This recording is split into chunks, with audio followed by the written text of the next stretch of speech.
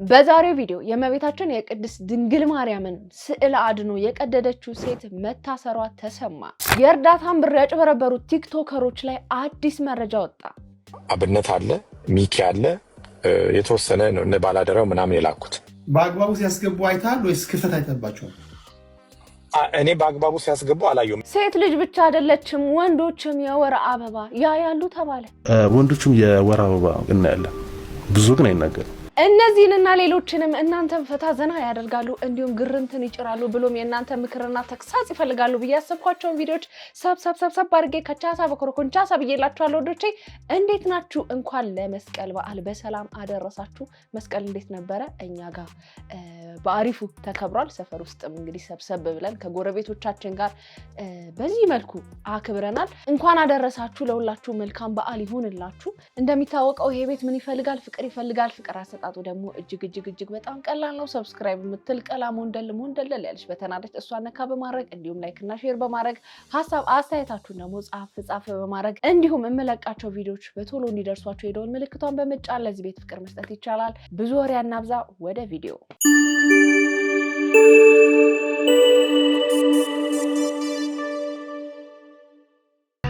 ብዙ ነሽ ብዙ ማማ ዝናሽም ብዙ ነው። ሳት የዚች ፈረንጅ ነገር በርካቶችን እያስገረመ ነው የሚገኘው። በርካቶችም እንደሚሉት ከሆነ እንግዲህ እቺ ፈረንጅ እንደምትመለከቷት ምን አለ ኢትዮጵያን ባህል አከባበር ትልቅ ቦታ እንዳላት የሚያሳይ እውነታ ነው። እንደምትመለከቱት እንግዲህ ቄጤማው አልቀራት አዲ አበባ ችቦዋንም ገዝታ ይህንንም ባህል እንግዲህ ከልጆቿ ጋር ለማክበር በምትመለከቱት መልኩ ሁሉን ነገር ገዛስታ ስትሄድ የሚያሳይ ቪዲዮ ከተለቀቀ በኋላ በርካቶችም አግራሞት እንዲሁም ደግሞ አድናቆታቸውንም እየቸሯት ይገኛሉ። እንግዲህ ደመራ ልታበራ ነው ፈረንጇ። ደስ ይላል። ኤፍሬም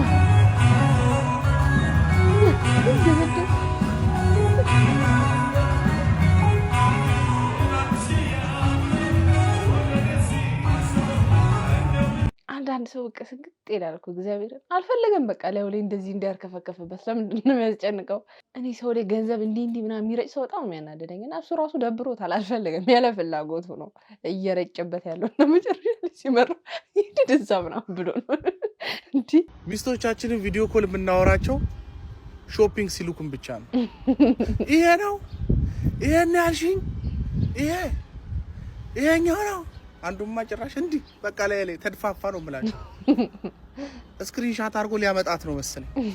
በቃ አገር ቤት እንኳን ሄደን ቪዲዮ ኮል እንኳን እናወራቸው ልክ ሾፕ ስንደርስ ነው እንከፍተዋለን።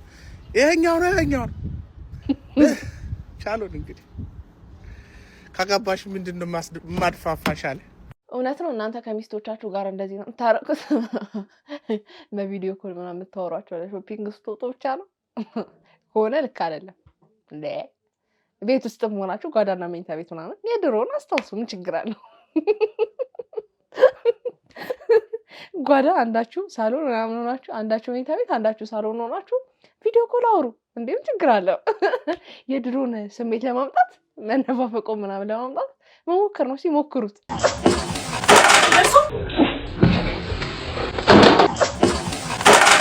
የምሽሮ ነው ጎረድ ነው እንጂ በ3900 ብር ሁለት ጫማ ጥሬ ሁሉልኝ ካልክ ኮሜንት አድርግ። የአንዳንድ ሰው ጭንቅላት ግን ማለት ነው ከሚሸጠው እቃ ዋጋ እንኳን ያነሰ መሆኑን እያየን ነው። አሁን ላይ ምን አይነት ማስታወቂያ ነው? አሁን ምን አይነት መሰልጠን ነው? ወይ ክሬቲቪቲ! ወይ ካይን ያውጣሽ፣ በእውነት ካይን ያውጣሽ። እንዳይበሉብሽ ይሄን የማስታወቂያ ጥበብሽን እንዳይኮርጁሽ እባክሽ ሸሸግ አድርጊው። እንዴ አይ መድኃኒዓለም። ወንዶችም የወር አበባ እናያለን፣ ብዙ ግን አይናገርም። አሁን ይሄ የወር አበባ የሴቶችን የሚመስል ደም አይደለም። የመራቢያ ሴሎቻችን የሴቶች መራቢያ ሴል እንቁላልና የወንዶች የመራቢያ ህዋስ የወንድ ዘር ወይም ስፐርም ሴል ሰውነታችን ውስጥ ከ30 ቀን በላይ መቆየት የለበትም፣ ከ4 ሳምንት በላይ። ወይ ጉድ! ወንዶች እስቲ ይሄንን ነገር እናንተ መልሱ። ታያላችሁ አታዩ? ምንድን ነው የሞዴስ ዋጋ መጨመሩ ነው እንግዲህ።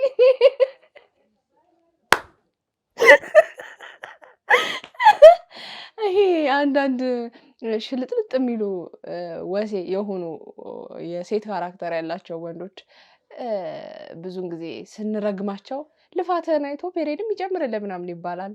ኖ ኖ ኖ ኖ እርግማን አይደለም አለው ኦልሬዲ ያያል። ዘንድሮ መቼም ኩነኔ ውስጥ መግባታችን ነው። እነዚህ ልጃቸውን በሞት ያጡ ወላጆች በመጨረሻም ከአድካሚ ክርክር በኋላ የ205 ሚሊዮን ዶላር ካሳ ተወስኖላቸዋል። ነገሩ እንደዚህ ነው። በፈረንጆች አቆጣጠር በ2021 የዛሬ 4 ዓመት ሴፕቴምበር ላይ በሚከበር የሌበር ዴይ ወይም ደግሞ የወዛደሮች ቀን ነው የምንለው በእኛ በኢትዮጵያ ትርጉሙ። የዛን ቀን ላይ እነዚህ ወላጆች የ6 ዓመት ወንጌላዊት ልጃቸውን ይዘው ለመዝናናት ከዴንቨር በተወሰነ ማይል ርቀት ላይ ወደሚገኝ የግለንውድ ካቨርንስ አድቬንቸር ፓርክ ይሄዳሉ። እንግዲህ እንደዚህ አይነት አድቬንቸር ፓርክ ውስጥ የተለያዩ አክቲቪቲዎች አሉ። ይሄ ሮለር ኮስተር ምናምን ታስሮ ወደዛ ወደዚህ መሽቀለጣጠር በጣም ነው የሚያስፈራኝ። አንዴ ሞክሬያለሁ። ኦልሞስት እንደ ሞትኩ ያህል ነው የተሰማኝ እውነት ለመናገር። እነዚህ ወላጆችም እንግዲህ እዛ ውስጥ ካሉት የተለያዩ አክቲቪቲዎች ውስጥ የመረጡት በጣም የሚያስፈራውን ሃንትድ ድሮፕ ማይን የተባለውን እሱን አክቲቪቲ ነበር የመረጡት። እንግዲህ ይህ አክቲቪቲ ምንድነው? ያው እዚህ ላይ እንደምትመለከቱት ሰዎች በቀበቶ የታሰሩና ወደ 34 ሜትር ጥልቀት ወዳለው ጉድጓድ ውስጥ ነው የሚለቀቁት ወደታች። እኔ እንዴት እንደሚያስደስት አላውቅም። እንግዲህ አስፈሪ የሆነውን ነገር ለማድረግ በፊት የነበሩ ግሩፖች ከወጡ በኋላ እነዚህ ወላጆች በቀጣይ ይሄዳሉ። በቀጣይስ በሚሄዱበት ጊዜ ያው የሚያዘጋጃቸው ሰዎች አሉ። እዛ ጋር በሚያዘጋጃቸው ጊዜ ያው በጣም ጥብቅ የሆነ ቀበቶ ነው የሚታሰርላቸው። በሚታሰርበት ጊዜ ማሽኑ ቀይ ያበራ ነበረ። ቀይ የሚያበራው ነገር ኢግኖር አድርገው ቀበቶን ቼክ ሲያደርጉ የዚች ህፃን ልጅ የወንጌላዊት ቀበቶ እየታሰረ መስሏቸው ነበር። ማሽኑ ቀይ እያበራ ነው። ነገር ግን እነሱ ቼክ አድርገው ያሰሩ ስለመሰላቸው እዚህ ጋር በተፈጠረ ስህተት ምክንያት ወደ ታች ወደ 34 ሜትር ጥልቀት በሚወረወሩበት ጊዜ እሷ ከወንበሯ ላይ ተስፈንጥራ እዛ ጉድጓድ ውስጥ ወድቃ ወዲያው ሞታለች። ህይወቷ አልፏል። ስለዚህ ያው ሎየር ይዘው ጠበቃ ይዘው መከራከር ይጀምራሉ። በሚከራከሩበት ጊዜ እንግዲህ የዚህ የአድቬንቸር ፓርክ ባለቤቶች በጎንም ዲል ለማድረግ እየሞከሩ ነበር። ነገር ግን እነሱ እምቢ በማለታቸው እስካሁን ድረስ ክርክሩ ተደርጎ ማሽኑን ያመረተውም ላይክ ፋብሪካው ወይም ደግሞ ካምፓኒው ማሽኑ ላይ ግልጽ የሆነ ኢንስትራክሽን እጥረት በመኖሩ እንዲሁም ደግሞ የፓርኩ ባለቤቶች ደግሞ ቀይ እያበራ በትክክል ያን ነገር ፊክስ ሳያደርጉ ቀበቶ ታስሯል ብለው ወደ ታች ለቀዋት ይቺ ልጅ ተፈጥፍጣ እንድትሞት ምክንያት ስለሆኑ በዚህ ምክንያት የ205 ሚሊዮን ዶላር ካሳ ተወስኖላቸዋል። ይሄ ገንዘብ የልጃቸውን ህይወት አይመልስላቸውም በእርግጥ። ነገር ግን ፍትህ ስታገኙ ውስጣችሁ ደስ ይለዋል። ፍትህ አግኝተዋል። እቺ ልጅ ታናሽ ልጅ አላት። ምናልባት በዚህ ገንዘብ ለሷም የሆነ ነገር ሊደረግ ይችላል። ብቻ ዋሬበር ወላጅ እንደመረጠው ግን ፍትህ እንደዚህ በትዕግስት ትመጣለች። እኔ እነዚህ ሰማ ትላንትና በጣም ነው ደስ ያለኝ በጣም። እና እባካችሁ ወላጆች ልጆቻችሁን ይዛችሁ በምትሄዱበት ጊዜ ልጆች ብዙ ነገር ሊያምራቸው ይችላል። ያለውን አክቲቪቲ በሙሉ ማድረግ አለባቸው ማለት አይደለም። ከባድ ነው እንግዲህ መዝናኛ ቦታ ልጄን አዝናናለሁ ብላችሁ ይዛችሁ ሄዳችሁ ልጃችሁን አታችሁ መመለስ በጣም ከባድ ነው። ግን ወላጆች በቃ ልጆቻችሁን ይዛችሁ ስትሄዱ በጣም ጥንቃቄ አድርጉ። በተለይ ደግሞ ምን የምታጫውቷቸው ነገሮች ለልጆች ይሆናሉ ወይ? እስቲ አሁን ምን አይነት እንትን ነው? በጣም ጥልቀት ያለው ጉድጓድ ውስጥ ምን ያዝናናል? በስመ አብ ወወልድ ወመንፈስ ቅዱስ። አይደለም ለሕፃን ልጅ ለትልቅ ሰው የሚያስፈራ ነገር ነው።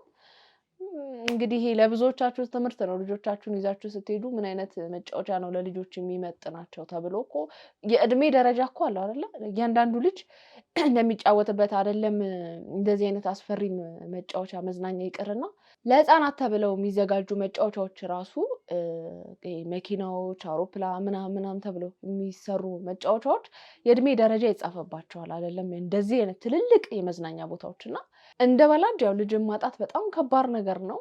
እኔ በዚህ ነገር ግን ወላጆቹ ራሳቸው ተጠያቂ ናቸው ብዬ ነው የማስበው። ምክንያቱም ከእድሜዋ በላይ የሆነ መጫወቻ ውስጥ ማስገባት በራሱ እንግዲህ በጣም እጅግ በጣም አስፈሪ የተባለው መጫወቻ ነው የመረጡት እንደሰማ ነው። እነዚህ ወላጆች እንግዲህ ፍትህ ስላገኙ ደስ ብሎናል። ለሌላ ጊዜ ግን ወላጆች ሌሎቻችሁም ወላጆች ጥንቃቄ አድርጉ። ሁሉም ህጻናት በእድሜያቸው ልክ በሚሆን መጫወቻ ብታጫውቷቸው መልካም ነው ብዬ አስባለሁ። ስንት ብር አስገባው አለኝ እኔ ለምሳሌ እኔ አብሬያቸው የምሰራ የነበረው ማን ነው አብነት አለ ሚኪ አለ የተወሰነ ነው እነ ባላደራው ምናምን የላኩት። ስንት ብር ነው የገባው ስትል አለኝ እኔ በደረሰኝ በስሙ በአካውንቱ የገባ አለኝ ሁሉም ጋር። ምክንያቱም ኦልሬዲ ካስገባ በኋላ መልሳ አትስበው። ምናልባት መናገር ካልፈለክ ማለፍ መብት የተጠበቀ ነው። ግን እኔ ሳልጠይቅ እንዳላልፍ እነዚህ የጠቀስካቸው ሶስቱ ሰዎች የላክላቸውን ገንዘብ በአግባቡ ሲያስገቡ አይታል ወይስ ክፍተት አይተባቸዋል?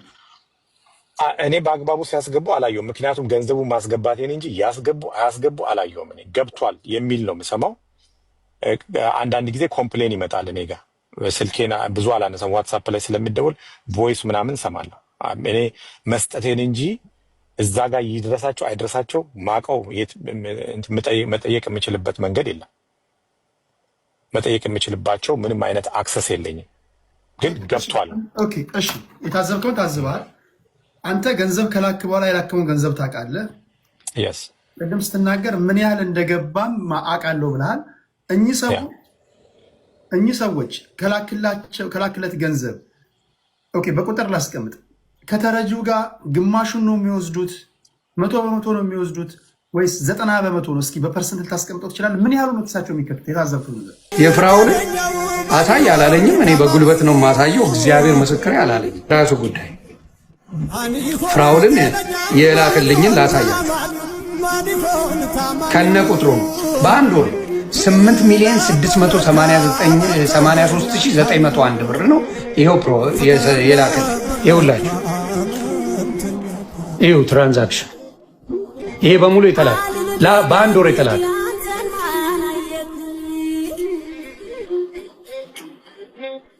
ከዚህ ብር ላይ ምን ያህል ሰጡ እነዛ ሰዎች? አሁን ፍራውን እንደዚህ ከላከ ከዛ ብር ላይ ምን ያህል ብር ነው የወሰዱት እነዚህ ሰዎች? እንግዲህ ኦልሞስት 9 ሚሊዮን ነው የላከው። ከ9 ሚሊዮን ላይ 5ቱን ለራሳቸው አድርገው ሌላ ይሰጥ። በአንድ ወር ከአንድ ሰው 5 ሚሊዮን ተቀበለ። እንዴት ሁለት መኪና አይደለም ሌላ እንዴት ያልነገሩ ትልልቅ አፓርትመንቶች ሰርተዋል እነዚህ ሰዎች የሚያከራዩ። በእርግጠኝነት እነግራለሁ ትልልቅ ያልነገሩ G+4 G+6 ሰርተዋል እነዚህ ሰዎች። ያልተነገረ በድብቅ ያለ በለው ጉድና ጅራት ከበስተኋላ ነው ይባላል። ከባድ ነው። ማን ነው የሚታመነው በዚህ ሰዓት? ጌታ ሆይ እንዴ! እነዚህ ግለሰቦች እንግዲህ ተጠርጥረዋል። በግልጽ ነው ስማቸውንም የተናገረው። እስካሁን ምንም የሰጡት ምላሽ የለም። ምላሻቸውን ሲሰጡም እንግዲህ ምን ሰማ ይሆናል። ግን በቃ በእርዳታ ስም የሚጭበረበሩ ነገሮች በጣም ከጊዜ ወደ ጊዜ ያው እንደጨመሩ ናቸው፣ እንደቀጠሉ ናቸው። እንግዲህ ሰው ለድሃ ተብሎ የተላከን ገንዘብ ላይ ወደ ኪስ ወደ ራስ መውሰድ ምን ያህል ስግብግብነት ራስ ወዳድነት እንደሆነ ነው ማየውና በጣም ከባድ ነው። እንግዲህ እውነትና ንጋት እያደር ይጠራል። እውነት ካላቸው ያጠራሉ። እውነት እንደሚባለው ወደ ራሳቸው ወስደው ከሆነም ሰዓቱ አሁን ነው ማለት ነው መጋለጫውና እንግዲህ በዚህ ሰዓት ማንንም ማመን ከባድ ነው። ምንም ያልነበረው ሰው አካውንት ላይ ይሄን ያህል ብር በጣም በርካታ ብር አድርስ ብሎ መስጠት በራሱ ያንን ሰው መፈታተን ነው ብዬ አስባለሁ። እኔ አስተሳሰብ ነው። በቃ ቀጥታ ባለ ጉዳዮቹ አካውንት ላይ ቢገባ መልካም ነው። የምትረዱ አካላት እንደዛ አድርጉ እንጂ በማንም ሰው አካውንት ብር ባታስገቡ መልካም ነው። ፍቅሩ አበጤ ብዙ ሰው ደወለልኝ። ቴዲ ምንድን ነው ፍቅሩ አበጤን ግን አይተዋል? ፍቅሩ አበጤ እኮ በህይወቱ ለመጨረሻ ጊዜ ያደረገው 2 ራኒ ጁስ አድርስ ነው የተባለው። ከዚህ ውጭ ከእርዳታ ጋር ምንም የሚያያይዘው ነገር የለም። አረ ልጁ እንዴ አይተው ወዞ አስታውቅም እንዴ 2 ራኒ ጁስ ነው ያደረሰው። 2 ራኒ ጁስ ያደረሰን ልጅ ራኒ ጁስ ከሚገነባ ገንዘብ ከዘረፉ ጋር እንዴት አረቴ ምና ፍቅሩን አየነው፣ አገላብጠን አየነው። እውነት ነው ፍቅሩ ምስኪን ነው። ስለዚህ ፍቅሩን በይፋ ሰርዘነዋል። ነውር ነው ፍቅሩን እዚህ ውስጥ አስገብቶ ከእርዳታ ጋር የሚያገናኘው አንድ ነገር ብቻ 2 ራኒ ጁስ ነው አድርስ የተባለውን በቃ ያደረሰው፣ ሌላ ነገር የለውም ልጁ።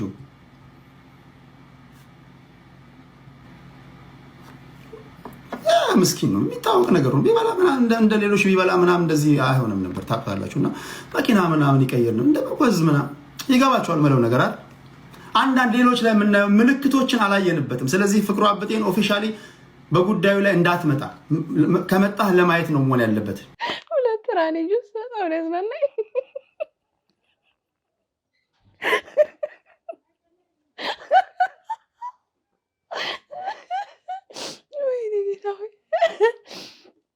አቤት አበሻ ኩሙዳ ያዝ እግዚአብሔር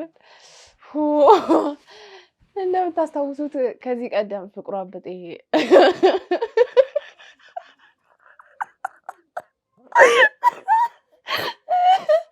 ራኒ ጁስ ምናምን እየሰጠ ምናምን ሲረዳ ታይቶ ነበርና በዛች ነው የጠረጠሩት። ሰላም ቤተሰብ፣ ዛሬ እንግዲህ ወደ ጳውሎስ ከአንገት በላይ የሚታከሙ ሰዎች ከዚህ በፊት ፍቄ ኖሮ ፋሚሊ ጠይቄያቸው ነበር። ዛሬ ግን በራስ የተነሳሽነት የሚጠጣ ፈሳሽ ነገር ፈልጌ ነበር። እንግዲህ ያው እንዳልሰራ ከቤት እንዳላወጣ ያው አጃ እንዳላፈላ አላጤነኝ። እንግዲህ ያው ወንድማችንም ድሪባ እሱንም ጠይቄዋለሁ፣ ዘይሬዋለሁ፣ ሰላም ብዬዋለሁ። እንግዲህ ቤተሰብ በምችለው አጋጣሚ የሚገርማችሁ 3 ነገር ነበር የገዛሁት። ሁሉም ወጥተው 3 ሰዎች ነበር የቀሩት። ተሳካልኝ። አፍራለሁ ብዬ ነበር የጠበቅኩት። እግዚአብሔር ደግሞ ተአምራቱ አያልቅም። 3 ናቸውና በጣም ደስ ብሎኛል። እንደዚህ ነው አስቡ፣ አያሳፍራችሁም ፈጣሪ። በእውነት ደስ ብሎኛል። ለማንኛውም ዛሬ መልካም ውሎ እግዚአብሔር ጨርሶ ይማራቸው እነሱንም ቤተሰብ። ይሄ እንግዲህ ፍቅር፣ ሰላም ለሀገራችን። ሰላም ሁኑልኝ።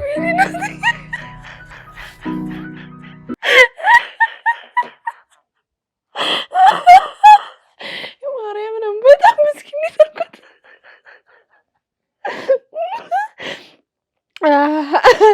አጃ እንዳላፈላ ላጤነኝ። ደስ የሚለው ነገር ደግሞ 3 የራኒ ጁስ ይዤ ነው የሄድኩት። አብዛኛው ታማሚ ወጥቷል። 3 ናቸው። አልተሳቀኩም ማለት ማን 2 ብቻ ነው የረዳ ያላችሁ? ምን አይነት ሰዎች ናችሁ ግን? 3 ነው። 3 የራኒ ጁስ ነው። አይ መድኃኒዓለም።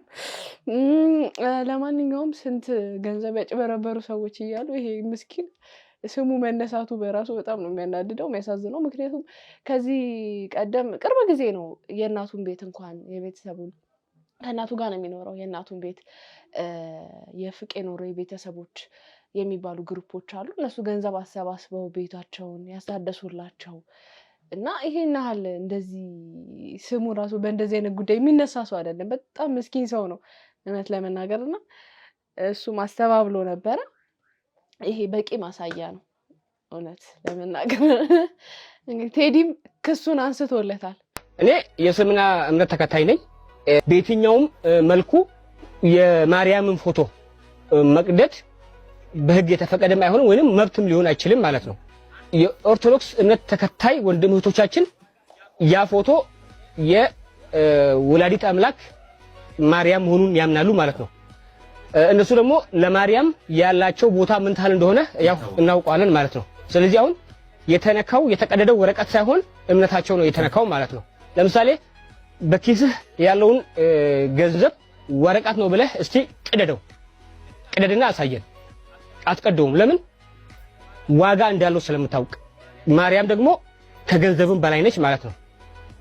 ከዛ ውጪ የኢትዮጵያን ባንዲራ እስቲ አውጣና ቅደደው ወይንም አቃጥለው በሜዳ ላይ ወንጀል ነው፣ ትታሰራለህ። ጨርቅ ዋናው ባንዲራው ጨርቅ ላይ ያለ ቢሆንም ግን ባንዲራው መስዋዕት የተከፈለለት ስንት ደምና አጥንት የተከሰከሰበት ባንዲራ ስለሆነ እናከብረዋለን ማለት ነውና ባንዲራው ጨርቅ ነው፣ ግን መቅደድ አትችልም ዛሬም ነገ ማለት ነው። ማርያም ደግሞ ከባንዲራውም በላይ ነች ማለት ነው። ከዚህ ቀደም የቅድስት ድንግል ማርያምን ምስለ ስዕል የቀደደች አንዲት ሴት ነበረች። ከሷም ጋር በተያያዘ ነው እንግዲህ ይሄ ቪዲዮ የሰማ ነው። እቺ ግለሰብ እንግዲህ በትላንትናው ዕለት ማለትም መስከረም 16 2018 ዓ.ም በቁጥጥር ስር ውላለች። እስኪ አንድ ቪዲዮ እንመልከት። ሰሞኑን እዚህ ሶሻል ሚዲያ ላይ የቅዱሳን ስዕላትን ወይም ደግሞ ስለ አድኖ እየቀደደች ስታሰራጭ የነበረችውን ግለሰብ በቁጥጥር ስር እንዳዋልና ምርመራ እንደከፈተ የአዲስ አበባ ፖሊስ አስታወቀ። የአዲስ አበባ ፖሊስ እንዳስታወቀው ከሆነ ግለሰቧ ቤተልሔም ሚሊዮን የምትባል ስትሆን ሃይማኖትን ማንቋሸሽና ማዋረድ ተገቢነት የሌለውና በሕግ የሚያስጠይቅ ሕገወጥ ተግባር በመሆኑ ፖሊስ ግለሰቧ በፈጸመችው ድርጊት መስከረም 16 ቀን 2018 ዓ.ም በቁጥጥር ስር በማዋል ምርመራ እያጣራ እንደሆነ አስታውቋል። ይሄ በእውነት ለብዙሃን የኦርቶዶክስ እምነት ተከታይ ምዕመናን ደስ የሚያሰኝ ዜና ነው። ማንም ሰው እየተነሳ ማንንም ሃይማኖት እንደ ልቡ የመናገር የመሳደብ የመዝለፍ እንደዚህም ደግሞ እየተነሳ ቅዱሳን ስዕላትን የመቅደድ ስልጣን የለውም፣ ምንም አይነት መብትም የለውም። መንግስትም ለዚህ ድርጊቷ የወሰደባት እርምጃ በጣም ደስ የሚያሰኝ ነገር ነው። መያዟ እንግዲህ በጣም ደስ ብሎኛል። እኔ በግል በጣም ደስ ብሎኛል። ተመጣጣኝና አስተማሪ የሆነ ፍርድ የሚሰጣታል ብዬ አምናለሁ። ዛሬ ሁላችሁም እርዳታ ፈልጌ መጣ። ሴት ልጅ አላችሁ ሴት ያላችሁ እናት ያላችሁ አይኖራችሁም ስለ ሴቶች ግድ ቢሰጣችሁ የሴቶች ደህንነት በጊዜ በሰላም ገብቶ የመውጣት ደህንነታችሁ ግድ ቢላችሁ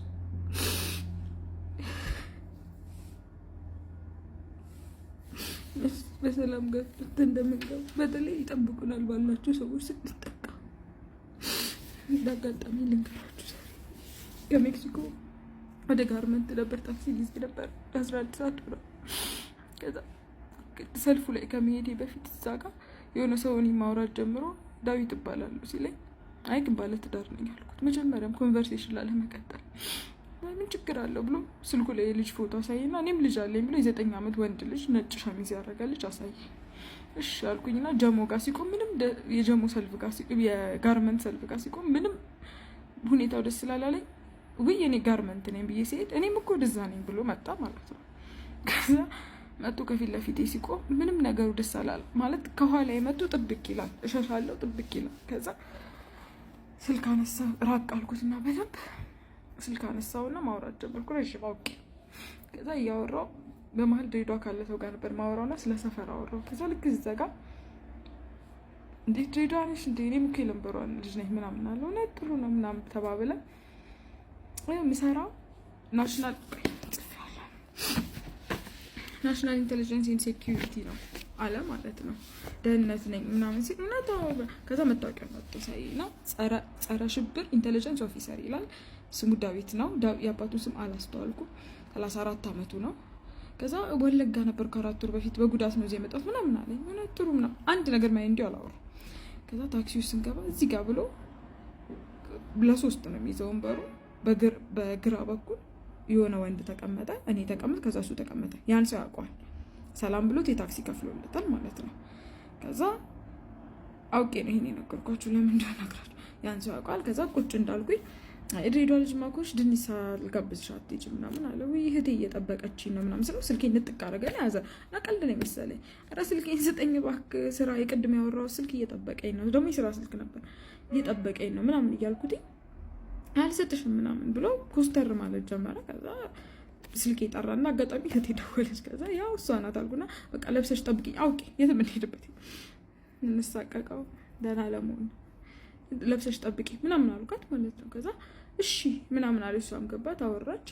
ከዛ እሺ ምናምን ብላ ስዘጋ አይ እውነት ከሆነ አላስቸግርሽ እና ስለ አዎ ምናምን ስለው እስቲ ታዲያ ስልክሽ አለና ድጋሚ ነጠቀኝ ማለት ነው ስልኬ። ከዛ ራምጣ ምናምን ከዛ መናደድ ጀመርኩኝ። ቀልድ ነበር ግን አመረረ። ራምጣ ምናምን ብዬ ጮክ ስል ምን አቴንሽን ለመሳብ ነው ምናምን አለ። የበራሴ ስልክ አቴንሽን አልስብም ስልኬ ይመልስ ምናምን አልኩት ማለት ነው። ከዛ እንደዛ ስለ አልመልስም እንዳልመታሽ ምናምን ማለት ጀመረ ማለት ነው። ረጅም ደቂቃ ነው የፈጀው። ረጅም እንትን ነው ማለት በጸባይ ረጅም ጊዜ ሞክሬያለሁ። ከዛ እንዳልመታሽ ምናምን ሲል የለመድከው ሄድና ምታ ለእኔ ግን ስልኬ ይመልስ ስለው ጠብቂ ትወርጃለሽ አንቺ ትላም አለና ስልኩ መለሰ ማለት ነው። ከዛ ዝም አልኩ ሙሉ ደቂቃ። ከዛ በኋላ ትወርጃለሽ መውረጃሽን አሳይሻለሁ ምን እንደማረግሽ ነው እያለ መሳሪያው እንዲነካካል ማለት ነው በግራ በኩል። ከዛ ደነገጥኩኝና ማለት ሰው እንዲህ ማድረግ እንደሚችልም አላውቅም። አንስቶ መሳሪያ መደቀን እንደሚችልም አላውቅም። ከዛ ይቺ ስልክ ደወልኩና እንዲሁ ተጠራጥሬ በቃ ጀሙ መውረጃ ጋር ጠብቀኝ እሺ የሆነ ሰው እንዲያለኝ ምናምን ሲል አንተ ጠብቃት አሳያለሁ ምናምን ያለ ከዙም ጋር መሰዳደብ ጀመረ ማለት ነው በስልኩ ውስጥ ከሚያወራኝ ሰው። ከዛ ደንገጬ በቃ ተው ምናምን ብዬ ዘጋው። ከዛ ትንሽ ቆይቶ ደግሞ መልሶ ደወለና ልጁ በቃ አትፍሪ እየመጣሁ ነው ፖሊስም አለ ምናምን ሲለኝ አዎ የባለፈው ፖሊስ ምናምን ብዬ ዝም ብዬ ነው ያወራሁት። ሙሉ መሳደብ ጀመረ። አሳይሻለሁ ምን እንደምታረጊ ዘር ማንዘርሽ ማይለው ነገር የለም። ያ ሁሉ ሰው ጸጥ ብሎ እዚህ ጋር አይደለም ፊት ለፊቱ ወንበር ላይ ነው ቁጭ አልኩት። ከዛ ያ ሁሉ ሰው ጸጥ ብሏል። መጨረሻ ላይ በእቺ ጠቅጠቅ ምንላ ስልክ አልቻ እሱን አነሳና ደወለና ጀሙ ጋር ጠብቀኝ መኪናውን ይዘህ ምናምን ይላል ማለት ነው። ሳቄ በጣም ሳኩኝ ማለት ይሄ ምንም ያስፈልገን ሰዓደጎች አይደለም እኔ እና እሱ ምንም ግንኙነት የለም። እንደዛ ሲል ሳኩኝ የምርም አልመሰለኝም እስከዛን ሰዓት። ከዛ በያዘው ስልክ አንቺ ትላም ብሎ አሳያቸዋለሁ። በኋላ አብጦ አሁን በረዶ አርጌበት ነው መነጽሬን ያተረፈኝ። ሙሉ አይኔ ነበር የሚመታኝ። ከዛ መታኝ። ከዛ ደንግጬ ሰውም ዝም ምናምን ብሎ ዝም ብሎ ከዛ ታክሲው ቆመ። ልክ ሲቆም እዚህ አካባቢ ፖሊስ ጣቢያ ያለ ስለው እንደውም ነው ይረጃልና በሩን ከፈተና ሊያወርደኝ ማለት ነው። ሰው ዝም አለ። እንደውም መጨረሻ ላይ ረዳቱና አራተው ምናምን ብሎ ዘጋ። መስግና ይከተልሻለሁ ጠብቂ ምናምን እያለ እየፈራን ሄደ። ከዛ እስከ ጎን ያለው እንደዛ ሰላም ያለው የከፈለለት ሙሉ ስሙን ታውቃለህ ስለው ኧረ እኔ ያለ ዛሬ አላየሁትም። እሱም የእኔ ሚስት ያገባል ልጅ አለ። እዚህ በእንደዚህ አይነት ሰዎች ግፍ ከዛ ሙሉ ቤት መድረስ አይደለም ታክሲ እስኪደርስ በሆነ ነገር አፈነዳት። ታክሲ ወርጄ ወዴት ልሂድ ቤት ጋር አይደለው ገና ለሱ ብዬ ጀሞን የመጣሁት እሱን ለመሸሽ ብዬ ከጋርመንት መሄድ ሲኖር እንዴት ታክሲ ሊያዝ እንዴት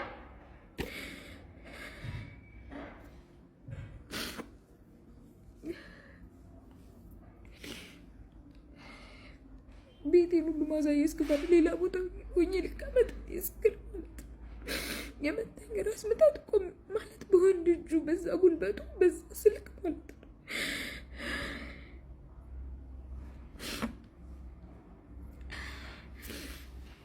እባካችሁ የምታውቁ በተለይ ናሽናል ኢንቴሊጀንስና ሴኩሪቲ ሰርቪስ መስሪያ ቤት ጠብቆናላችሁ፣ ደህንነታችንን ታስጠብቃላችሁ ስንል በዋና የቡድን መሪያችሁ አንድ ሴት ልጅ ጥቃት ከደረሰባት እውነቴን ነው የምልህ ያረዳት ባያተርፈኝ ጌሱ አግኝቶ ቢሆን እግዚአብሔር እንዳይኖርልኝ ስለሚጠነቀቅልኝ ጠበቀኝ እንጂ ዛሬ እዚህም አልኖርም። ድንገት አንድ ሴት የምር ተሸንፋ የምር ታክሲ ውስጥ ሲቆጣኝ የነበረው እንደሚያውቀኝ ሰው ነው። ሁሉም ሰው ከወረድ በኋላ የሚያውቀሽ እኮ መስሎናል። ምክንያቱም እንደሚያውቅ ሰው ነበር ሲቆጣኝ ስለ ስራት ያዣል ሰጥሽ ምናምን ሲለና የምር እሱን መናገር አቅቷት አንድ ሴት የምር አብረው ወርድ ይህ ሰውዬ በህይወት ይመልሳታል። ያን ይፈልጋል፣ ቤተሰቦቻችን ይፈልጉናል።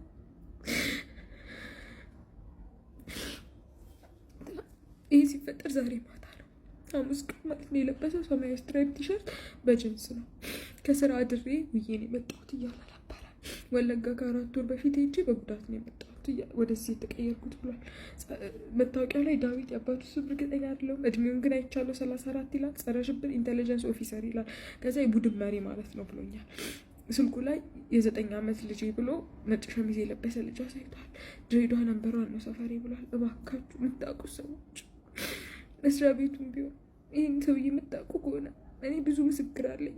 የታክሲውን ሰው በሙሉ ስልክ ተቀብያለሁ። ብዙ ምስክር አለኝ። ይህ ሰው ነገ የሰው ህይወት ያጠፋል።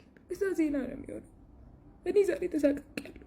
መውጣም አይመስለኝ ታክሲ ውስጥ ገብቼ እንደደረሰ እንደሚሰማኝ አንድ ሰው ከዛ በኋላ የመጣሁት እኔ የማውቀው ህመሙ ቤት ስገባ የተሰማኝ እስከዛ ምንም አልተሰማኝም። ድንጋጤ ባካችሁ ሴቶች ለሴት ልጅ ግድ የሚሰጣችሁ ባካችሁ። በሰላም ያልከኝ አምላክ በሰላም አሳደረኝ ማለት እኮ በጣም ትልቅ ጸሎት ነው የምር። ድንገት በቃ መንገድ ላይ ወጣችሁ ማን ምን አይነት ሰው ምን እንደሚያጋጥማችሁ አታውቁም። በቃ ምን ስንት አይነት ሰው እንዳለ በዚህ ጉዳይ ላይ ማለት ምን እንደሚባል ራሱ አላውቅም። የሚመለከታችሁ አካላት በዚህ ጉዳይ ላይ በቅርቡ ምላሽ ትሰጡናላችሁ የሚል ተስፋ አለኝ። የኢትዮጵያ ኦርቶዶክስ ተዋሕዶ ልጆች ይቅርታ ይቅርታ ይቅርታ። ነጋሽ ወንድሜም ይቅርታ ከልብ ይቅርታ አድርግልኝ። የሥራ ባልደረቦችም የመከላከያ ሰራዊት አባሎች በሙሉ ይቅርታ አድርጉልኝ።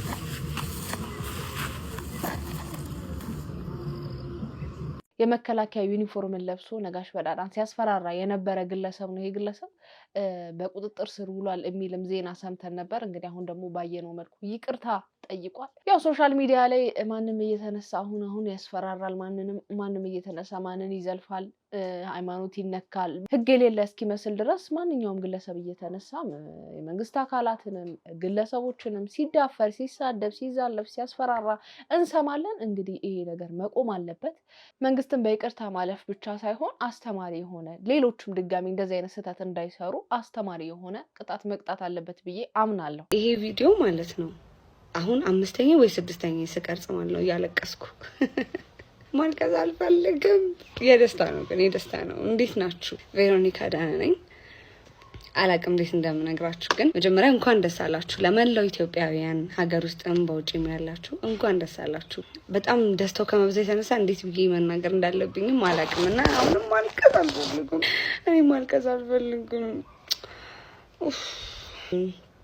ያው ስለ ሀገር ሲነሳ ብዙዎቻችሁ ኢትዮጵያ ሲባል ኢትዮጵያዊነት እኛ ሀገር በተለይ እንዴት ሀገራችንን እንደምንወድ ታውቃላችሁ። እንኳን አይደለም ሀገር የተወለድንበት ያደግንበት አካባቢ ከዚህ ሀገርም የመውጣት እድል ሲገጥመኝ ለስራም ለተለያዩ ነገሮች ስወጣ በእውነት የዛኔ ነው የሀገር ፍቅር ደግሞ በደንብ የገባኝና ኢትዮጵያ ብል የሚደክመኝም አይደለም። ትንሽ ደግሞ እንትን ነኝ እኔ በጣም ሀገር ወዳድ ከሚባሉት አለ ስትሆኑ ከዛ ወጣት ከዛ ደግሞ እያላችሁ ከፍ እያላችሁ ስትሄዱ የሀገር ፍቅር በዛው ልክ ይጨምራል አይደል? የኔ ኖርማል አይደለም እግዚአብሔርን ኢትዮጵያ ሲባል ማለት ልክ ኢትዮጵያ ስትሉኝ መጀመሪያ ነገር የሚመጣው እንባዬ ነው። እግዚአብሔርን እኔ አልችልም ወይኔ ኤኒዌይስ ይቅርታ በጣም ዛሬ አልቃሸውኛለሁ እና እንኳን ደስ አላችሁ። ምንድነው አዲሱ ዜና በዚህ ኮሞ አፍሪካ አዋርድስ ላይ ታጨው ማለት ነው። የታጨው ደግሞ በአንድ አይደለም በ4 ካታጎሪ ነው እና ካታጎሪዎቹ ደግሞ ምን ይላሉ መሰላችሁ? አንደኛ ቤስት ዚኮሞ ፊሜል አርቲስት ኦፍ ዘ ይር 2025፣ ሁለተኛው ደግሞ ቤስት ዚኮሞ ፐርፎርሚንግ አርቲስት ኦፍ ዘ ይር 2025። ይሄንን መብላት አለብን። ሶስተኛው ኢንስፓይሬሽናል ውመን ኦፍ ዘ ይር 2025 and then best song of the year 2025 በካንታሌላ በተሰኘው ስራዬ ማለት ነው። ያ መጠሪያ ብዬ አልበሜን ሳወጣ መጠሪያ ያልኩት እጠራበታለሁ ነውና አልበሙ እውነትም እየተጠራውበት ነው። ሀገሬንም እንደዛው እያስጠራውበት ነውና በአፍሪማ አዋርዱ አላቆመም። ስቲል ቮት እየተደረገ ነው። በሁለተኛነት ነው ያለሁት። ላይክ ማን ያሸንፍ ማን የምናውቀው ነገር የለም፣ ግን በእይታ ደረጃ ሁለተኛ ላይ እያመራው ነው ያለሁት። ሙሉ እንትኖቹ ቢወዳደሩ የኛን ያክል እይታ የታየ የለም እና ይሄ ራሱ ምን ያህል ሰፖርት እያደረጋችሁኝ እንደሆነ የሚያሳይ ነውና በጣም አመሰግናለሁ። እኔም ብቻ ሳይሆን ደግሞ ሌሎችም ኢትዮጵያውያን አርቲስቶች ስላሉ እነሱንም እየገባችሁ ቮት ማድረጋችሁን አትርሱ። የዚህ ካሞ ሲመጣ ደግሞ አውላችን ነው። ሁላችንም እንግዲህ በአንድ ድምጽ የምንስማማባት የምንወዳት ሙዚቀኛ ነች ቬሮኒካ አዳነ። እንግዲህ አዋርድ ላይ እጩ ሆናለች፣ አሸንፋ የሀገራችንን ስም ታስጠራለች ብለን ተስፋ እናደርጋለን። እኔ በበኩሌ ቬሩዬ ትመችኛለች፣ እንደምታሸንፊ ተስፋ አደርጋለሁ። አይ ሆፕ እናንተም ድምጽ ተሰጧታላችሁ ብዬ ተስፋ አደርጋለሁ። በስፖርቱ እንደሆን ሰሞኑን ያው ኩንስር እያልን መተናል። እስቲ በዚህ እንኳን እናሸንፍና ሀገራችን ትጠራ። በእውነት በጣም እኮ ምን እየሆንን ነው ግን? እርስ በርስ እንደጋገፍ እንጂ። እንግዲህ ቮት ለማድረግ እንዴት ነው የምናደርገው ላላችሁ ከታች አስቀምጥላችኋለሁ ሊንኩን፣ ሁላችሁም ቮት አድርጓት። እንግዲህ ውዶቼ የዛሬ ፕሮግራም ይሄን ይመስል ነበረ። እንደወደዳችሁ ተስፋ አደርጋለሁ። በቀጣይ በሌላ ቆንጆ ቪዲዮዎች ከቻሳላለሁ። እንግዲህ ይሄ ቤት እንደሚታወቀው ፍቅር ይፈልጋል። ፍቅር አሰጣጡ ደግሞ እጅግ በጣም ቀላል ነው። ሰብስክራይብ የምትል ቀለሙ እንደል ያለች በተናለች እሷን ነካ በማድረግ ሀሳብ አስተያየታችሁን ጻፍ በማድረግ ላይክ እና ሼር በማድረግ እንዲሁም የምለቃቸው ቪዲዮዎች ቶሎ እንዲደርሷቸው የደውል ምልክቷን በመጫን ለዚህ ቤት ፍቅር መስጠት ይቻላል ማለት ነው። በቀጣይ እስከምንገናኝ ይመቻችሁ። ባይ